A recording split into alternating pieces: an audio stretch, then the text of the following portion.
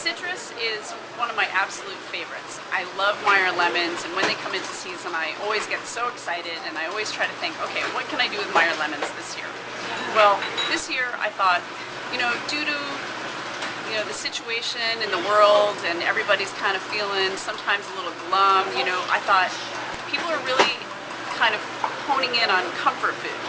So how can I make something that's comforting to an American style restaurant? Gotham is very American. People come here to eat things that bring back childhood memories. And I thought pudding. Pudding would be really interesting. How can I make pudding, a lemon pudding, be more interesting than just your classic pudding that you would eat at home? So I thought, hey, I'm going to make a pudding that has two different textures. So here we have one pudding that's baked in the oven, so it's very custard-like. It's firm, has a nice creamy mouthfeel, but the inside is very soft and very delicate, like what you would eat as a classic pudding. So then I thought about, okay, now we got to figure out how am I going to build this dessert out. Well, you need some crunch, we need some different flavors going on. I love to have ice cream, and I love granite. So there's a lot going on this plate, so I'm gonna show you how I plate it, and I'm gonna talk you right through it. I wanted a fresh element to the dessert, so I have some nice Texas ruby red grapefruits, a lot of color, nice and vibrant.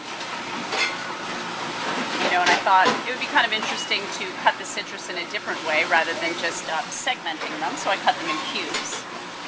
And then I was telling you that I want something with crunch. So here I made a lemon shortbread, and I just crumbled it up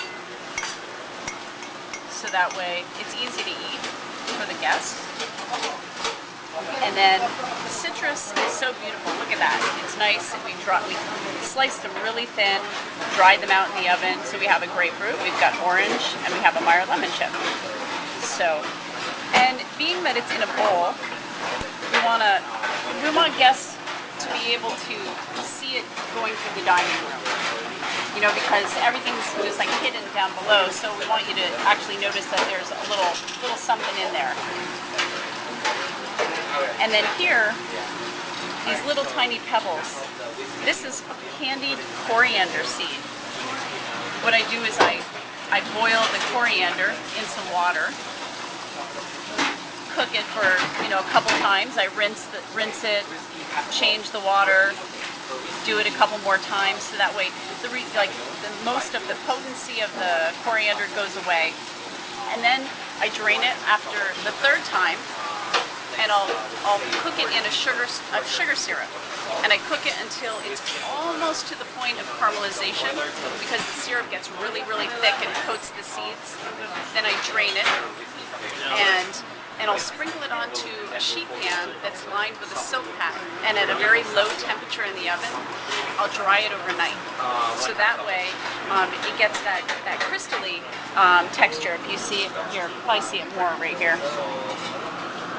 And then I just break them apart and sprinkle just a couple, because let me tell you, just a few, you really taste it. So then here I have another form of texture. It's sugar work. It has deco malt, and it has lemon juice. And I just cook it so it has a sweet lemony taste.